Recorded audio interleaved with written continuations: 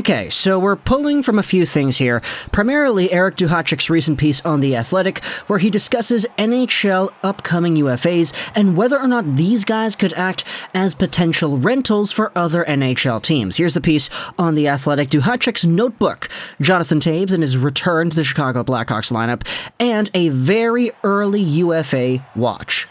Yeah, it's October 3rd, so it is quite early, and we do have ourselves so much time for all these players that we discuss in this video to potentially sign extension contracts with their current teams and completely devalue this entire video.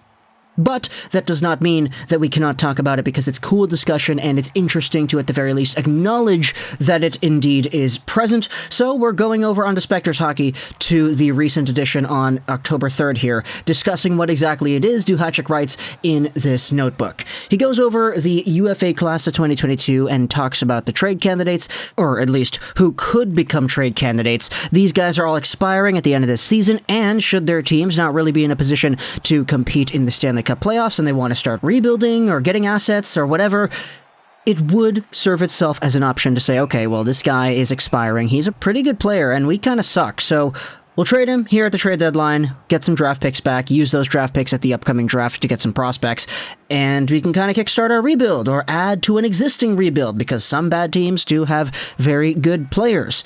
The list goes over guys like Morgan Rielly and Bergeron and Gaudreau and Forsberg and Ekholm and Zibanejad and Malkin and Chris Letang.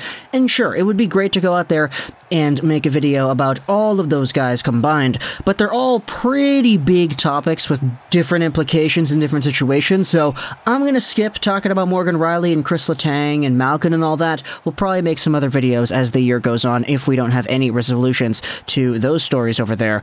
But this video is going over a few of the trade candidates highlighted by Specters Hockey themselves as to who could be the most likely of the bunch to be traded.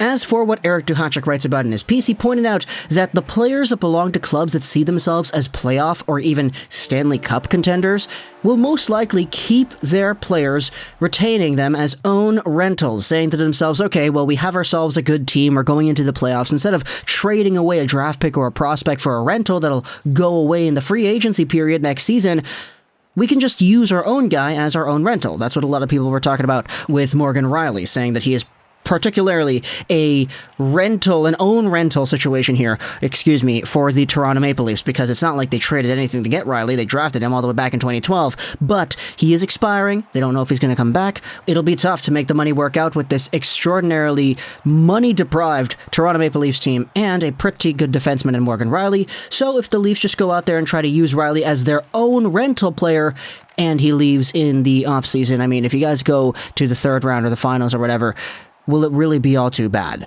I know, it's going to be bad still, but bear with me.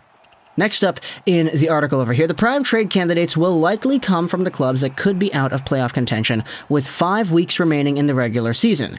They could comprise of the Sabres, the Coyotes, the Red Wings, the Ducks, the Sharks.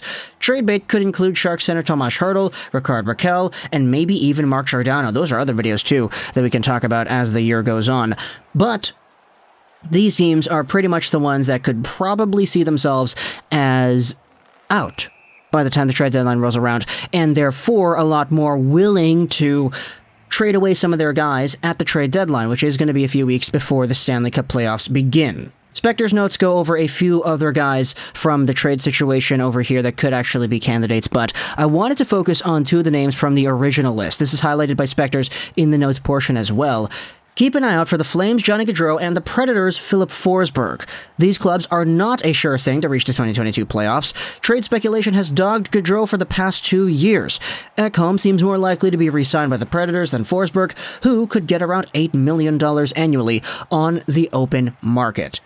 In fact, the next article that is summarized in this Specters Hockey piece highlights the idea of a Filip Forsberg trade as to whether or not the Predators see themselves as a competitive team, a team that is worth going after and trying to force into another playoff position with this current roster, and whether or not Filip Forsberg fits into their plans. It is highlighted here that that may not be the case, which is why the writer on the Tennyson believes that Forsberg will be traded.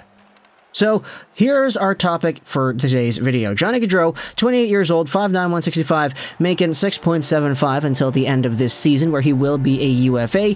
And we also have Filip Forsberg, who is 27 years old. He's making $6 million till the end of this season. 6'2", 205. He's a guy who, like Johnny Gaudreau, is a capable point producer in the National Hockey League. Now, Gaudreau did have a higher, let's say, peak, I guess.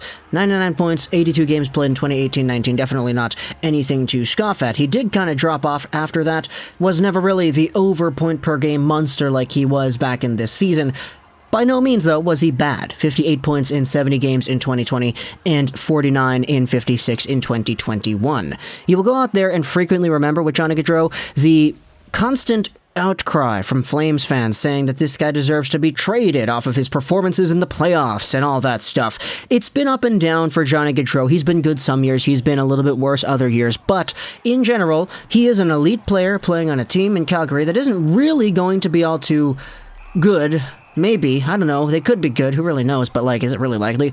Either way, Johnny Gaudreau is in that spot where the trade negotiations and the contract extensions have been quite a hot topic. Pun intended. There are indeed a lot of people in the media asking Gaudreau pretty much every interview he does about the contracts and all that, and he says he doesn't want to think about it. He wants to play hockey, he wants to do his thing, and focus mostly on the sport, while the agent themselves goes over and does the contract negotiations in Gaudreau's place. Very fair. You then have Filip Forsberg, who is also on a Predators team that we don't really know how good they're going to be.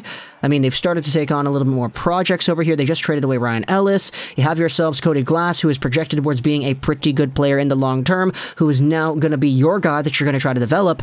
And Filip Forsberg, I mean, he's already in the best shape of his life right now, 27 years old, as with Gaudreau, 28. It's up for debate as to whether or not these guys are going to get better in the next few years. Whether or not at 30 years old or 31 or 32, they're going to be better than they are right now. It's debatable for NHL players. It's not usually the trend for things to go that way.